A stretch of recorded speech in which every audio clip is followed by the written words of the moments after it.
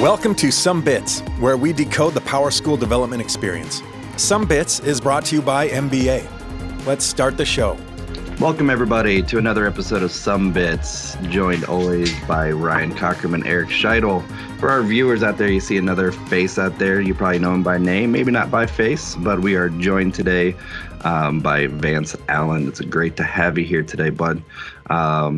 Before we get into anything, the topic of the day is going to be all about training and PowerSchool training and you know, some challenges and whatnot around that. Also want to start with figuring out what we're drinking today. So today, sticking with the bourbon, I went a little budget today. If you've ever seen the Evan Williams, the bottled in bond, pretty cheap bottle, but it's a great value. It's delicious. Cheap on price, but expensive on flavor. Sure, we'll go with that. What are you guys drinking today? I went with my number one favorite cocktail because, you know, it's summer, it's hot, doing the margaritas today. I do mine right from scratch. I don't, none of that blended nonsense. There's just lime juice, tequila. Normally I actually get triple sec because it's cheaper, but the liquor store was sold out of triple sec. So I had to get Cointreau and do it official, which is fine. But it's twice the price. And then the only way for me to do a margarita is then with a splash of Grand Marnier on top. Nice. Yep. Beautiful. Sweet. Margaritas are the bomb. I respect you doing that from scratch. And the Cointreau is the only, for sure. Good stuff. Eric, you fancy that how to pronounce Cointreau, or have I been spelled? No, it's Cointreau. I'm making fun of people that. Well, no, I mean, it occurred to me that I've never heard anyone else say it. I've only read it, so maybe I've been saying that wrong. Cointreau. So it's almost like we connected telepathically today. I'm hitting up a little Mexican action myself here today. Absolutely. I stopped by the gas station and I found me a nice big boy here of the Modelo Negra. Nice. It's delightful. Mm. Excellent. Vance, I didn't ask before. Are you a drinker? Or you're joining us with a cocktail today? I don't have a cocktail today. No, I'm going with an American drink out of Warland, Wyoming, and put out by the Admiral Beverage Corporation. And it's got natural flavors and cherry, and it's all good. Very nice.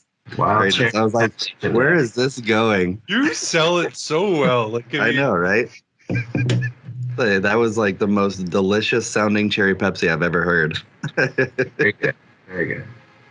So for our viewers and listeners, Vance Allen may or may not be a name that you know. If you spend much time on the PSUG forums, you probably seen his name a time or two. But Vance, if you want to give our listeners a little lowdown on where you're from and how you got into PowerSchool and how long you've been in PowerSchool, and any other tidbits you'd like to share. Sure. Yeah, so I've been working with PowerSchool since 2012, and took that job on after working for DirecTV for almost 10 years. So that's a little tidbit about me a lot of people don't know, but I did do that. Were you an installer? No, I actually worked in the call center and worked in about every call type they have. So nice. Got pretty well versed there in just about everything they do on the phone. You'd really dealt with the whole, level of every possibility of customer support and irate people. So it really works good with a staff base that trying to get their grade book out. Yeah, you do definitely get some training in customer service working there. You see every variety of customer. Definitely got me a good training in advance.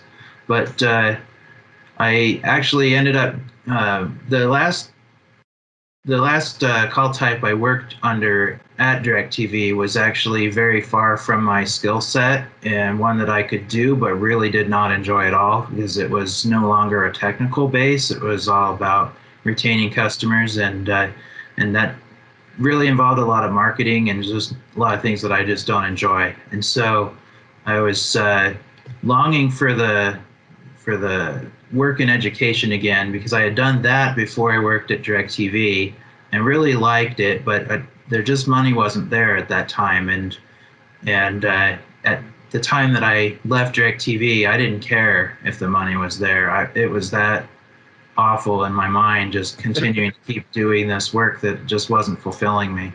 And Sure. so This from the guy that just sold that cherry Pepsi like nobody's business. And also, I can do it. DirecTV, if you're listening, that we don't endorse this view. We will take free samples, like, service and like, discounts and yada yada. Maybe I should forward all my spam calls to you. I keep getting offers for 50% off DirecTV. And so maybe you could benefit from that. There you go. But anyway, that's how I ended up getting back into education. I had a good friend of mine who I went to high school with, was a tech director in Eastern Idaho, and I was living in Western Idaho at the time. And he came out here for a conference to Idaho? Idaho. I'm sure he's Cameron. never heard that joke before. Come on. Never once. So anyhow, he came out this way for his conference, and we got connected, and I was letting him know some things that were going on in my life and that I was looking for a change. And he said, hey, we've got a position coming up over here in Sugar City is where it is, where he was at, and said that if I was interested that he'd like me to try for it. And I said, yeah, I'm interested. And I actually tried for IT jobs several times at DirecTV and never once got an interview with them. I have no idea why. They never gave me any feedback at all. And so basically, he came back out this way again and just said, hey, are you sure that you want to do this job? It's about 85% sure we're going to be able to get this position, and if you want it, I'll help make sure you get it. And I said, yeah, I definitely want it. He said, you'd have to move out here, and it's about 300 miles east from here. And I said, I don't care. I've got to get back into what I love. What I'm doing now just isn't working for me. And so he said, okay. So then fast forward a month or so, I actually hadn't heard anything from him, and was starting to wonder if it was really happening. Another position came open at DirecTV in the line of computers, and I tried one more time because I had been there almost 10 years, and I really didn't want to give up that loyalty of having worked there so long, but I really needed to work in what I enjoy. Sure. Again, no interview. So then I got called again, and he said, yep, it's on, the position's up, go ahead and apply if you want. And so I did. I got an interview, met with the superintendent and everybody, and the rest is history. So I ended up moving out there and worked for Sugar City for about 4 years. Sweet. And then Idaho Falls was looking for somebody that could basically do all the PowerSchool stuff. At Sugar City, since it was such a small district, I did a lot more than just PowerSchool. I had to do the whole 9 yards for all the hats that you do in IT. There was a team of 3 that managed a district of 1,500 students, and so we had. That's on here.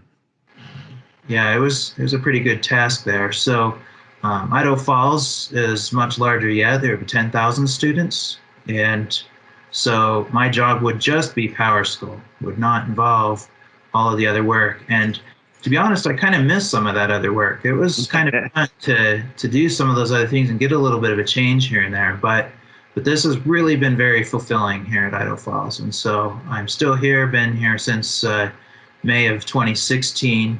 Nice. And then in late 2018, I had a family situation come up in Western Idaho that put me at a crossroads where I needed to be back over here. And one of the things that I really appreciate about Idaho Falls was I told them the details of that situation and told them I'm going to either have to quit or I'm going to have to work remotely. I said, I've got to be over there. And they said, if that's what it takes for you to stay with us, we'll make sure it happens. And they did. They bought me they bought me expensive VPN gear that basically I have a desk phone on my desk that rings the same extension I had when I was over there. Got a VPN 24/7 here to access the PowerSchool servers and any other part of our network I need to reach. And so I'm actually back in Western Idaho working remotely. Been doing that since the end of 2018. Sweet. And I still drive out to Eastern Idaho, usually every couple months or so, just, to check in and make a face over there, but yeah, it's all been remote other than that since that. So Cool. I guess I didn't realize that's what you were doing. That's awesome. One more, if I may, little tidbit about Vance Allen that some of our listeners may not know is this podcast would probably not have its name were it not for Vance Allen. Oh, I don't know about that. If typo that was made. All that. It was my typo that resulted in this particular name of this podcast. However, I feel like there was someone in particular who pointed out that typo and made sure that nobody forgot about it. Just saying. Okay, I could take credit for that. So cheers to you, sir. Thank you. Absolutely. Cheers. Well, Vance, obviously, Vance, my favorite things of always having Vance, and I mean, this is a segue into training sessions, into any trainings that I've ever been involved in, any classes that I've ever been involved in that Vance is sitting in. You always have a knack to bring up like awesome little gotchas that no one knew about, that everyone like. It's happened to me. I remember one specifically is just control space. When you're doing in SQL developer, and it would bring up the menu, and you're like, oh yeah, you just hit control space. And I'm like, what? You just saved me so much time. I don't have to have the data dictionary open anymore like that. Yeah, no, and it's happened more than a couple times you've done that, and it's always been super helpful. That's what I've liked in the training. But yeah, Sean, I think we're going to talk about training. Do you want to segue into that more? Yeah, I was going to say, obviously being PowerSchool administrator, that kind of task usually falls on the PowerSchool admin, is to provide training within PowerSchool to your users. It's interesting since you are remote, it sounds like you do travel back to the district once every couple months. Is that usually when you plan your trainings, or how do you deal with trainings in your current role? Well, in the early days of working remote, most of the training was done by the staff still on site, because my team that manages PowerSchool is actually a team of 3. And so they actually would do more of the on-site stuff. But now with COVID and everything, everyone's pretty used to jumping on a WebEx. And so we've actually found that a lot of our staff kind of prefer using WebEx rather than having to travel across the town to meet at the district office for training or to meet at some other facility. And so we've actually done quite a few things on WebEx since that, and that works really well for me too, because it saves me a 300-mile drive. Right. So I don't mind that. But well, that's the big thing. Sorry if you got more. Oh, I was just going to add that I am going to be traveling to Idaho Falls for a training in August. We've got our new teachers coming in for their new teacher training, and I will be on site for that. But generally speaking, most of what we've been doing now, training-wise, has been WebEx. And do you feel you're doing the on-site training for the new teachers because they're new, basically? Just because it's actually because the way our district coordinates new teacher training, they get quite a bit of training, not just in PowerSchool, but a lot of other areas. And so we're actually only allowed, my IT department, from what I understand, is only going to get about 30 minutes of the training that they're going to have over 2 days. And 15 of it's been delegated to another team, and 15 is mine. So 15 for gradebook training, basically? 15 minutes to basically show them how to log in, take attendance, enter grades, and find student contact information. I know No anyone problem. listening to this and watching this has had their jaw drop because holy crap. Yeah. That's not enough time. No, it's not.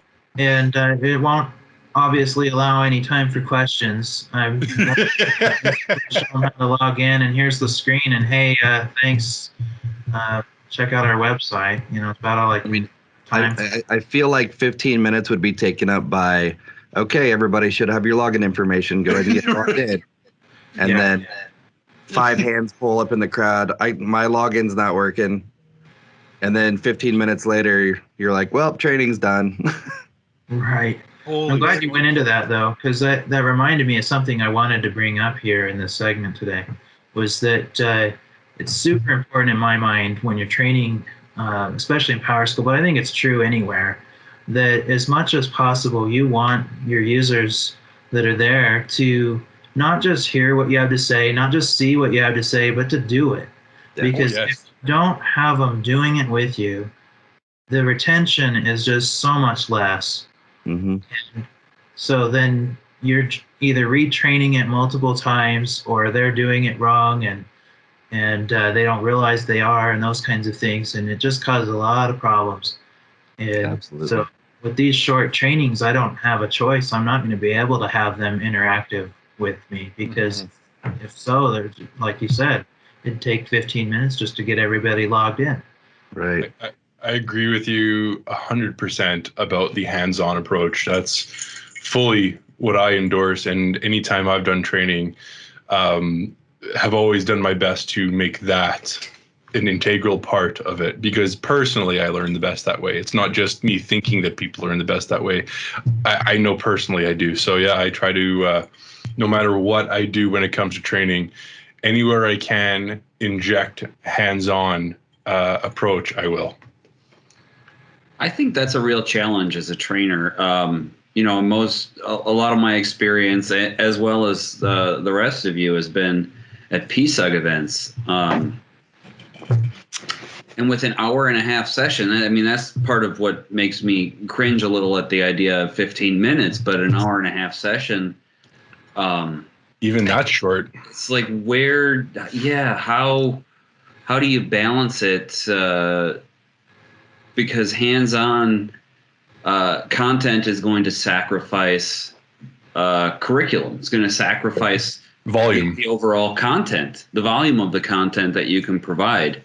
And that is one nice thing. One thing I wanted to talk about a little bit is, especially coming out of this pandemic that we've been dealing with, so much has been happening virtually. Regardless of whether you live across the state 300 miles away from the people you're training or not, the things are happening virtually.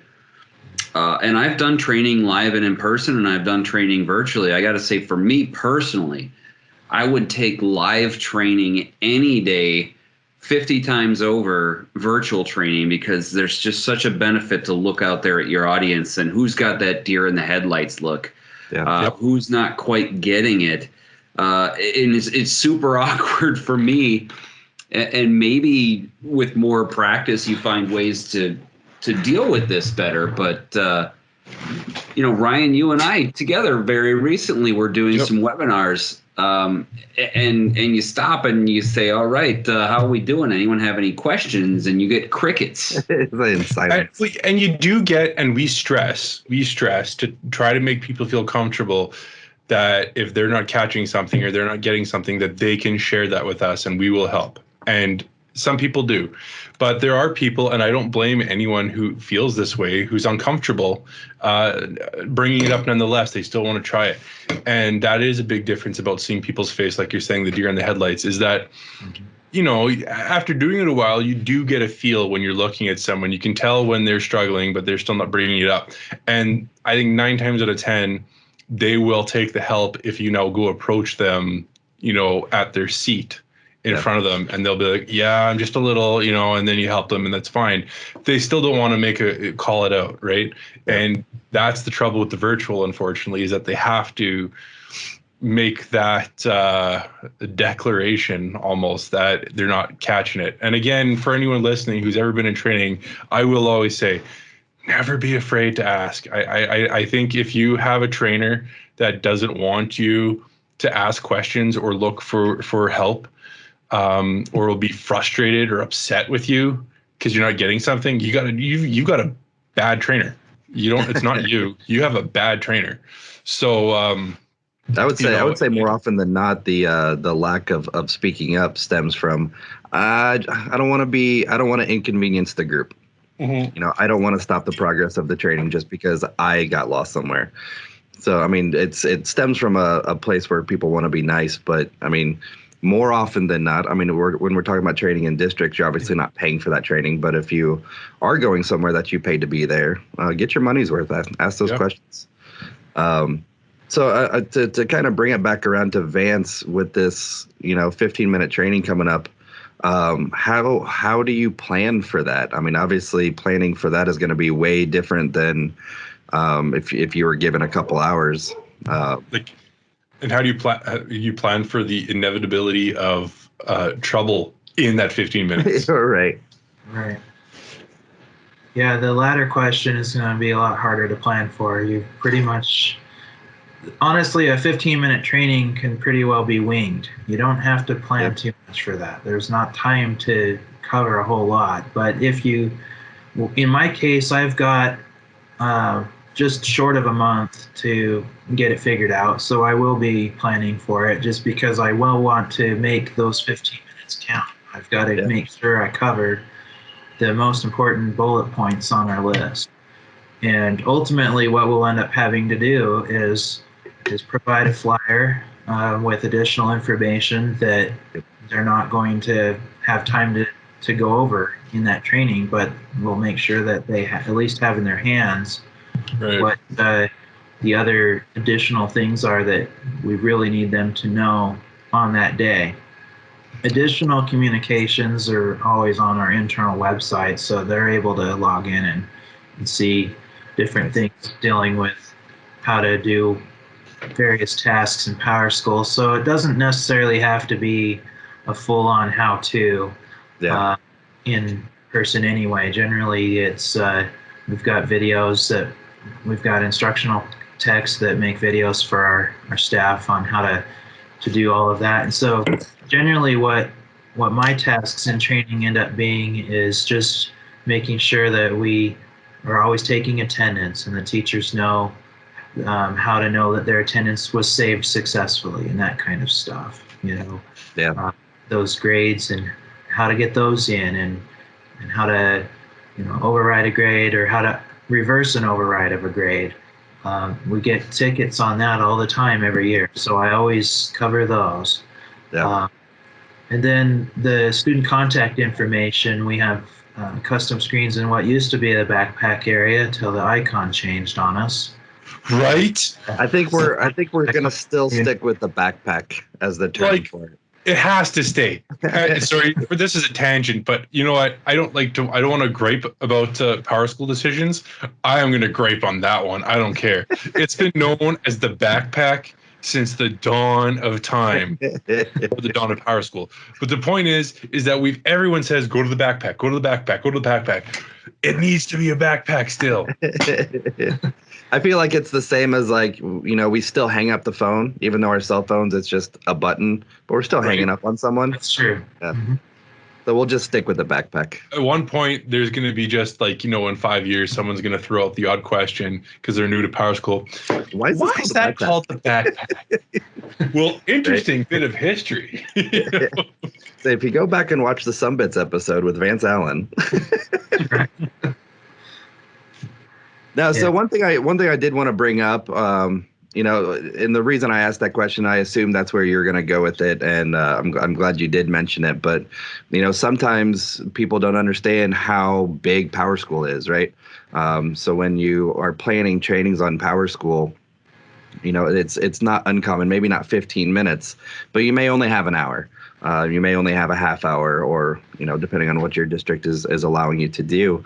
I think it's a huge piece to make sure you have that documentation as a backup, whether it's the quick run-throughs or the just like the one-page sheets that they can quick reference sheets.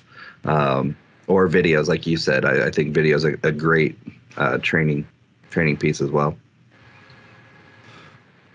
I remember one of the frustrating parts for me at a district when for creating the documentation, because I would make lots of documentation, would be my district started on PowerSchool 6 with a very different visual layout.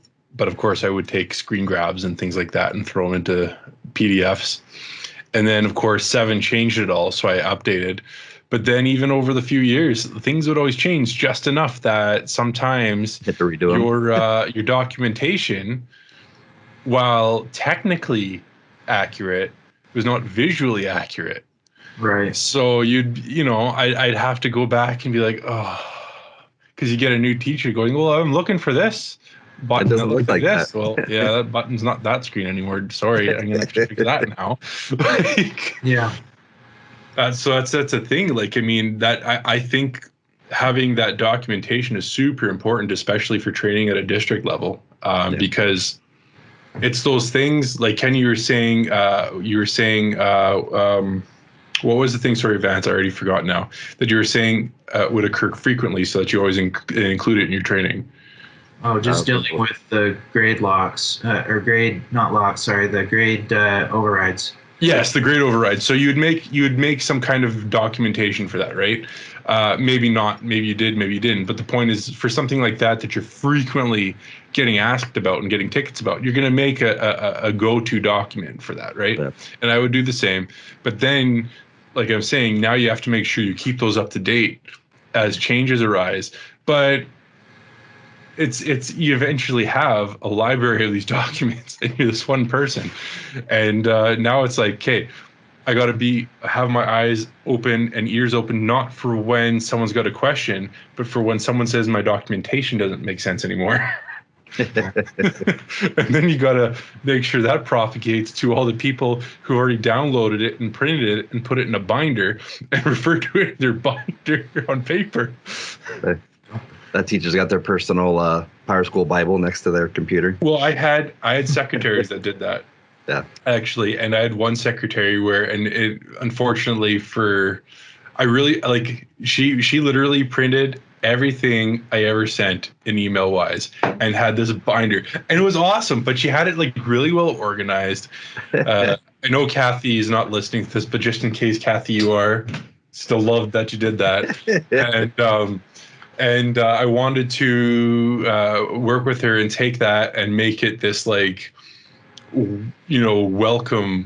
PowerSchool Bible for new secretaries, because she'd kind of had it from September to June. Kind of figured out what you're doing as a secretary with PowerSchool in our division, and I mean, it was great. But of course, like I'm saying, some of those things in that binder she'd printed out were not visually relevant anymore or visually accurate anymore. So there's nothing I could do about that, because of course it changed. But I wanted to make that a thing, except I moved on to a new position after that year when I found that. But so go ahead. No, go ahead. I was just saying, yeah. So one thing that I did want to bring up, a lot of times when we start talking about PowerSchool training, it's just that general term. I kind of referenced this earlier about how big PowerSchool is and how many pieces there really are to it. I came from a district, Ryan. I know you came from a district. Vance, you're still in a district. So I'm not trying to exclude you, Eric, but if you have thoughts, obviously chime in. But what's that? Excluding Eric comes naturally. Oh, it's like I'm back home with my family. I know, right? So one thing that I kind of wanted to talk about and get you guys' opinions on is, how many trainings do you have for PowerSchool when you're within a district? Obviously we kind of mentioned that new hire training for teachers. So there's going to be a teacher training. When in my district, we never necessarily had a scheduled, planned secretary training. So that was more of a one-on-one thing. But, is there any sort of admin side training for administrators or, principals and whatnot? So I'm just kind of curious, Ryan, what did you do in your district? And, after Ryan's done, Vance, what are kind of your PowerSchool training plans for your district? Well, it was always like when we first started on PowerSchool, you had the whole from the PowerSchool and the trainer, so they would train us, right? Right. And like when I had no clue about PowerSchool, I would basically sit in as a student on every training session for every level of training that we had. So whether it was teachers getting trained, secretaries getting trained, administrators getting trained, they would get trained, but I would get trained too, and then I'd, catch it all. And then we split it up in my district. I'm a strong believer in, like, I am the technical side of PowerSchool as far as things go. So like, I will help you figure out what's going wrong with your data. I will help you figure out what's wrong with your experience. But I'm not there to necessarily answer you in terms of pedagogy, right? And I wanted teachers to be involved. So my boss at that time, he was professionally a teacher who is partly head of he was head of the tech department, but he was a teacher. So I kind of said, I think you take care of teacher training, and I will help there when there's technical issues, but I'll take care of all the rest of the training. So especially like namely secretaries, but also just UI and things like that, and all the customizations and everything like that. So I would twice a year, I kind of started, and this was based off talking to other colleagues of mine, have a summit of sorts where we would get all of the secretaries, and they would do the same with the teachers in the end. Of course, that's a much larger group, but I would have them all at the one school in one of the computer labs for about 3 or 4 days. And I would go in there before it started, and I'd get their computers set up, and I'd do all kinds of things that made it so that it was really easy for me to, obviously I'm there physically, but also so that I could still remotely access things that they were working on, whether we were talking about this is how you work with a spreadsheet and then put it in a PowerSchool and yada, yada.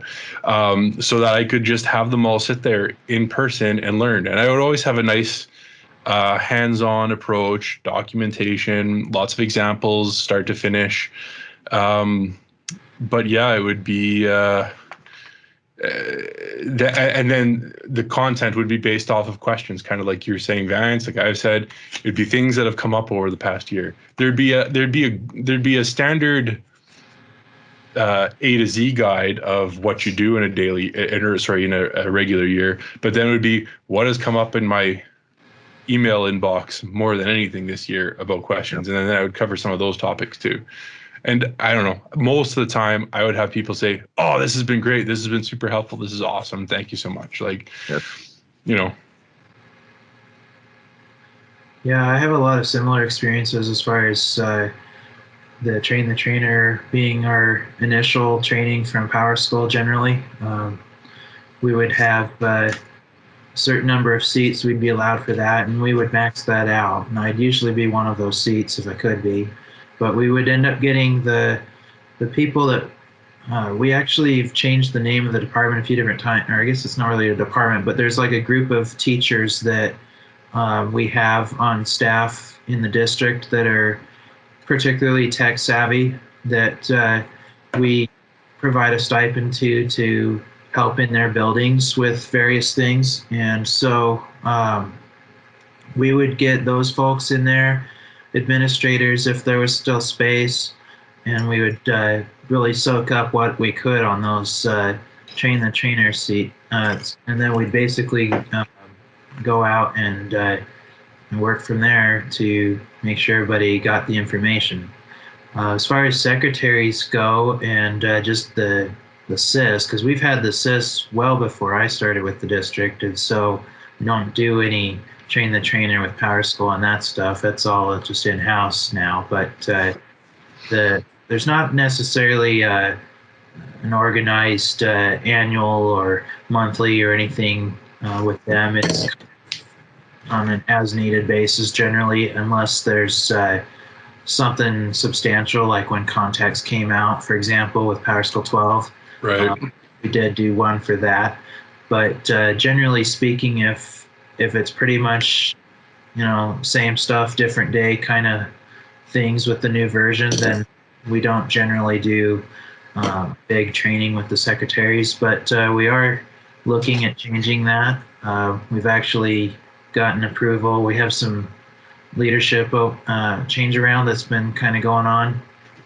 New superintendent, new HR director, new business director, all kinds of new people at the high level, and a new tech director too. So the big push now is that, we do want to see about doing some monthly trainings, because we know our training in-house has just been hugely insufficient. Yeah. We've not invested there where we need to, and so and it's always been about time, always is, but Everything is, yeah. something that's important to take time to do.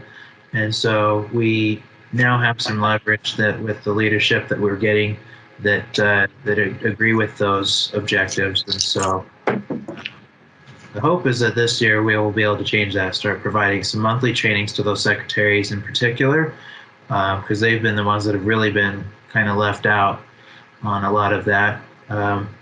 But we have quite a few PowerSchool products, so our trainings aren't limited to just the SIS, but we also have the learning management system and our analytics system and various other things. And so we've really had to try to pick and choose what do we train on, and try to make sure our staff all have access to it. And a big part that's helped with that is we've gotten it all set up through a single sign-on service that we use, and so it makes it really easy to get everybody in. So at least we're not spending those 15 minutes getting everybody in. It's usually pretty seamless. If they have it in their they can get in.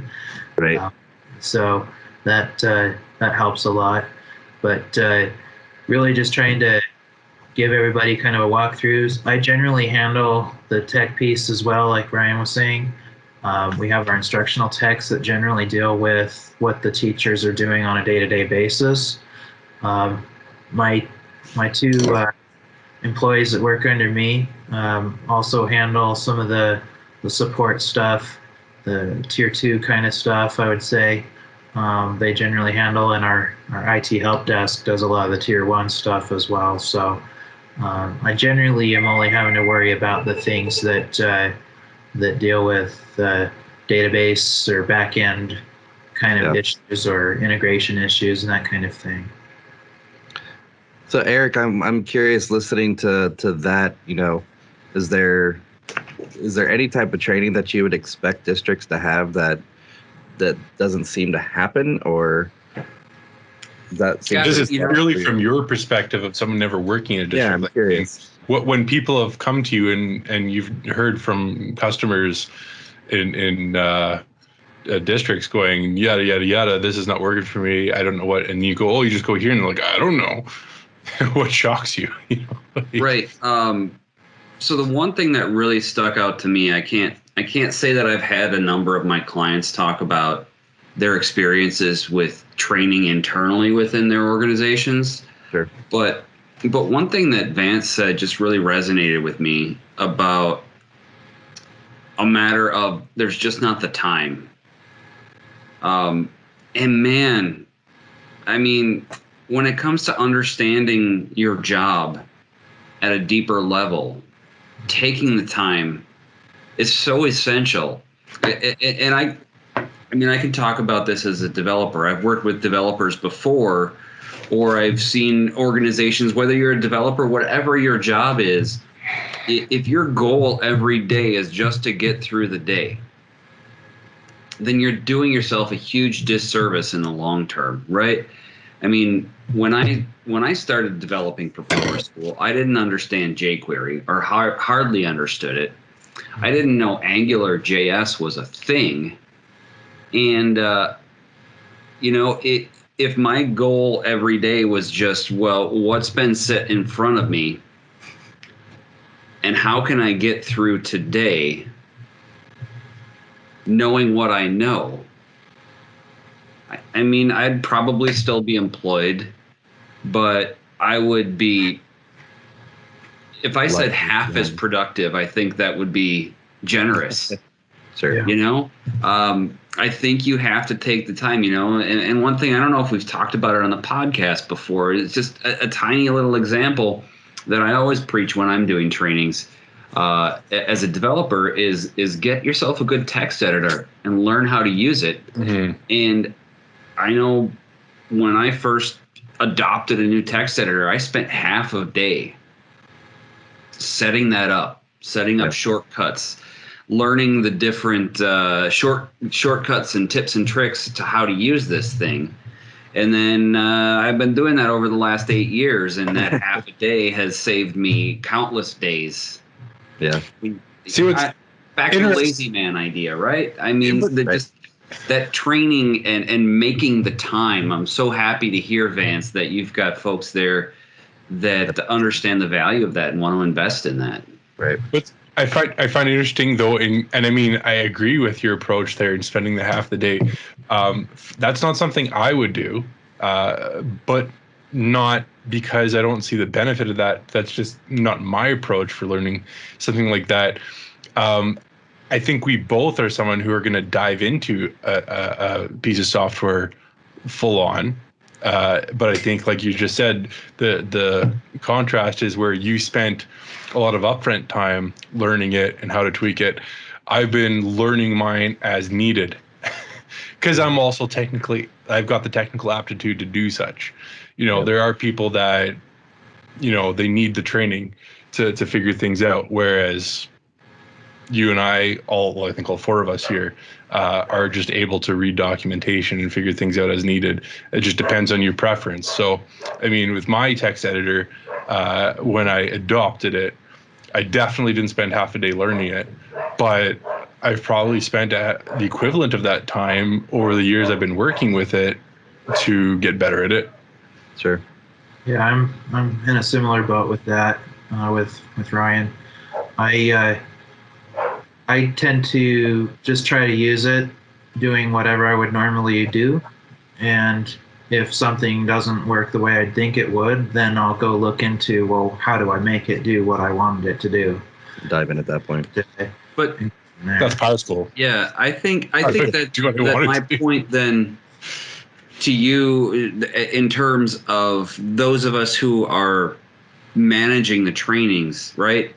And I just use the text editor as an example, but on a grander scale, right? If PowerSchool is your text editor, then Vance, then Ryan, when you were working within your districts, you knew all the features that maybe you knew a lot of the users weren't aware of, and investing that time in getting those people in a room with you and saying, hey, look, these are the pain points that I've come across over the course of the last year, the last 6 months, the last 3 months, however often you decide to do something like this. Mm-hmm. Let's just be sure that we all understand that I can hit control space and get a list of my, you know what I mean? Just those little features that, and if you can keep it entertaining, you can keep people engaged. They're going to walk out and they're just, they're going to appreciate that, and they're going to be so much more productive. Yeah, Vance, I was going to say it's awesome to hear that you have leadership that understands the need for trainings more than just once a year or as needed. Yeah, that's a huge investment. Yeah. I had a great district administration team that was in a similar boat of recognition for that. They recognized how important that was, and they definitely took the time to make sure that it was put out there. Yeah. Yeah, the time has always been an excuse on both the IT department and on the secretaries and staff. It's in fact, we recently did a training at the end of the year just to give our staff a heads up on some changes, because we're planning to move into Schoology, and so that would mean no longer using Unified Classroom, and so that would change how parents and students access things. And so we wanted the staff to have a heads up on that. And I was floored to receive an email from one of them asking if she should come, if this was going to be a waste of her time, or if she should go ahead and come. to see what the updates are that I had for her. I couldn't believe I was asked that, but it's like, of course you should come. It was one of the only trainings we'd done this last year with them, and so it's amazing. Wait. Let me My district clarify. made it So mandatory always, which was a nice thing. I just want to clarify. Someone sent you an email to ask you if the training that you were providing was going to be a waste of their time. Yep. Okay.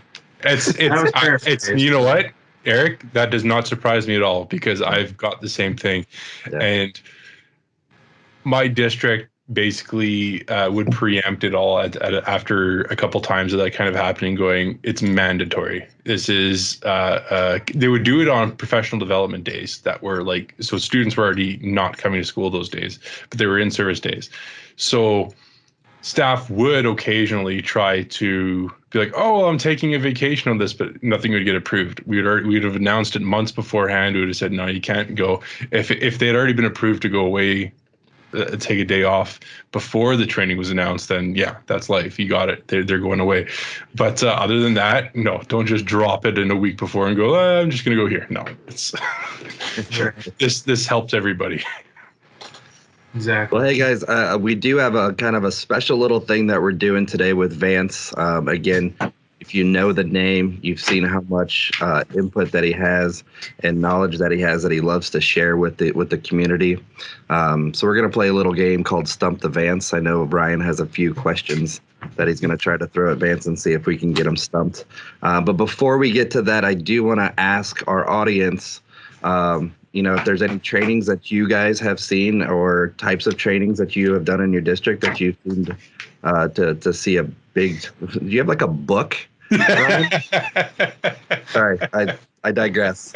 If there's any training tools or anything, or if you have any thoughts on training, let us know. Sumbits at mba-link.com or down in the comments.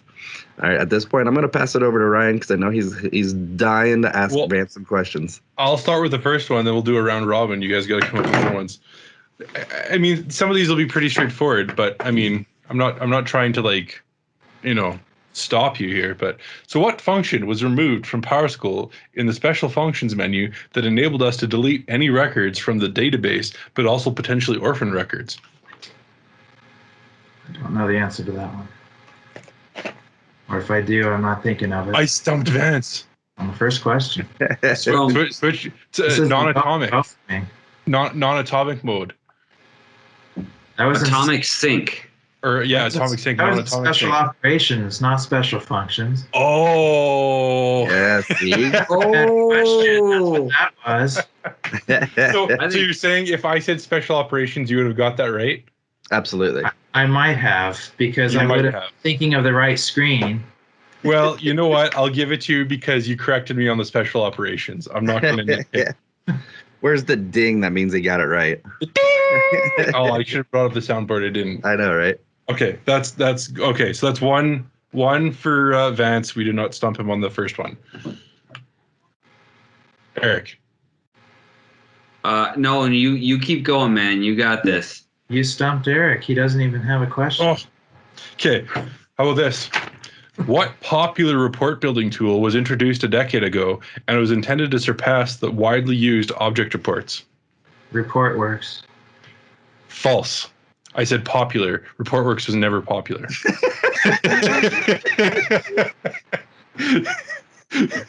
So it's a trick question. Okay, but still, that's the right answer. Going to be trick questions. Here's a good one though that I think a lot of people do ask all the time. Why are the year IDs in PowerSchool numbered the way they are? I don't know if I know the why, but I know that they're based on the number of years since 1990. But I don't know the reason that year was chosen. Take a I while. want to say that was some type of inaugural year, yes? I would assume that, yeah, probably the year that it was first being created, but I thought I had heard that the first sale of PowerSchool, though, was in like 97 or something, so. No, I've always heard kind of what Eric was saying there, was that this was early on, that was kind of the start. That's why in JavaScript are all dates and times relative to January 1 at midnight of 1970. I didn't know that was a thing. Yeah. It is, but I can't remember. Is that? I mean, it's just got to have something to do with when the language was developed. If you get, there's a function in JavaScript, date.now, is it? And it will give you the number of milliseconds. Right. Because that is the one thing in PowerSchool that would be confusing when you're looking for trying to figure out their seconds, because typically seconds after whatever is calculated from 1970, except in PowerSchool, it's in that time. I will be right back. Someone asked a question. I have to jump off quickly. We'll miss you. Well, Well, the only question that I had is really essential that Ryan be present for. so I mean, I have a question, and I don't have the answer, so I'm hoping you're going to answer it for me. Why is the student number on the teacher comments page? The ID number? Or the student ID, sorry. I don't know the reason that page was chosen for that either. Eric, do you know? That is an age-old question that I don't think will ever be answered. Along with, so I was gonna bust your chops on that. By the way, the student numbers on every student page. Yeah, it's all right. Student ID. But My delivery got in very late. It was supposed to be here earlier. Hence why you went with cocktails instead. the other one that I always ask people that no one quite knows the answer to is, why is more2.html called more2.html? And for those listeners, by the way, that may not be familiar, on student pages, the left navigation menu is actually a file called more2.html that holds all the student screen links. Anyone have any clue? Because I don't. Oh, darn. I was hoping you were going to tell me. No. We're just posing general questions now. Okay, well, I do have one more question for Vance after you guys asked the last of the question. Well, so this is a perfect opportunity, by the way, for our listeners. If anybody has a clue or a theory, Yeah, please let us know. throw it out there. I know that one was mentioned recently on PSUG when we had that thread that got derailed and started going into the unusual things about PowerSchool. That was, maybe unusual wasn't the right word, but like unexplained maybe things about PowerSchool. And I know that was brought up there and no one answered it then. So I don't know. It would be interesting to know if there ever was a more. I suppose there was probably not a more one. I can't imagine they would have done that. And I think a part two might have just been, this is just a guess, because I never was involved with PowerSchool before PowerSchool 7, and I know there was some pretty considerable changes done in 7 from 6. So I've seen some screenshots of 6, but I've never worked with it. And Was it still more to you back in 6? Yeah, I don't know in 6. I think it was. When I started, was it 5 or 6? What was the pinstripes? Did they get rid of those when they went to 7? Yeah. 6 had pinstripes. Yeah. Yeah, it wasn't 7 was when everything went more with that solid blue and white. Then was it rainbow for a bit after that? Oh gosh, yeah. How many times there's one to stump Vance. How many times over the last decade has the PowerSchool logo changed? I don't know how many changed, but it has changed a few times. We're up to year ID 31, so probably around 31. They changed the color scheme about as many times as they changed the logo. So Right? Okay, so I have a Stump the Vance question, and this one isn't PowerSchool related. This one's Sumbits related. According to historical episodes of Sumbits podcasts, what is the one type of code you never want to copy? Eric Scheidels.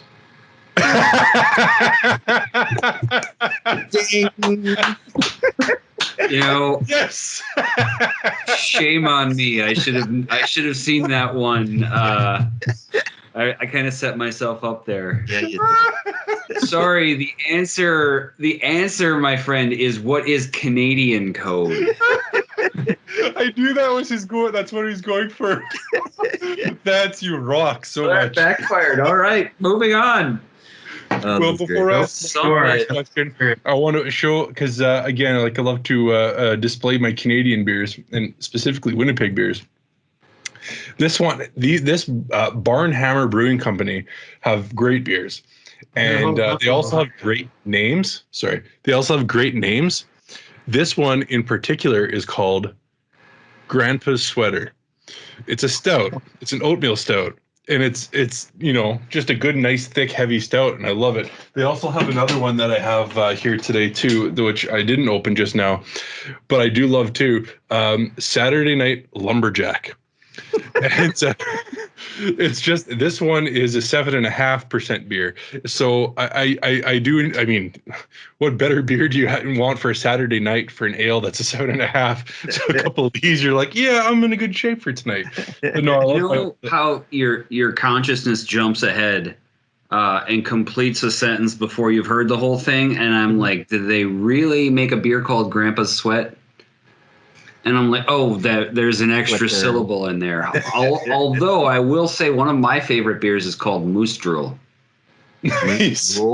Delightful. Is it what kind of beer is it? I want to say it's a brown ale. I haven't had it in so long now. I love brown ales. That's probably my, ales in general, but brown ales, oh, I just love brown ales. Anyways, my last question. Vance, if PowerSchool was a bear, what kind of bear would it be? Wow.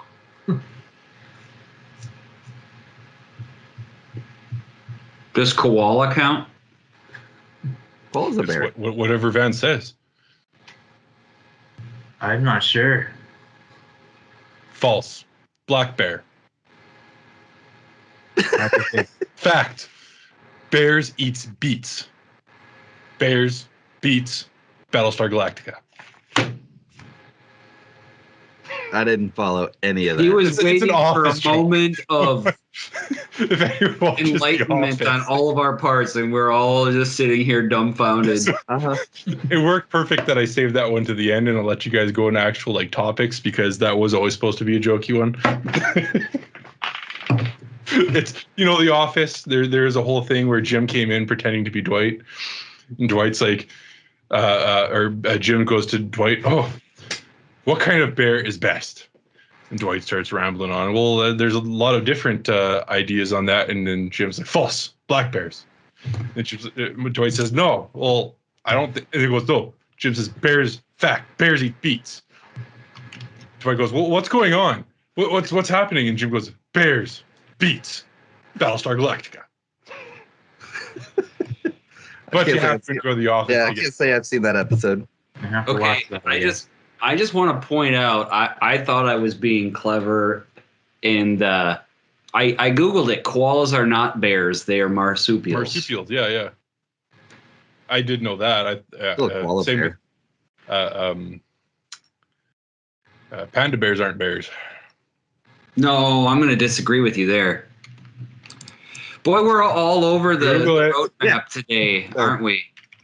Google it. Quite the ADHD episode. Say, are panda bears bears? It is that. Fancy guy trivia for us? I don't know of any trivia, no.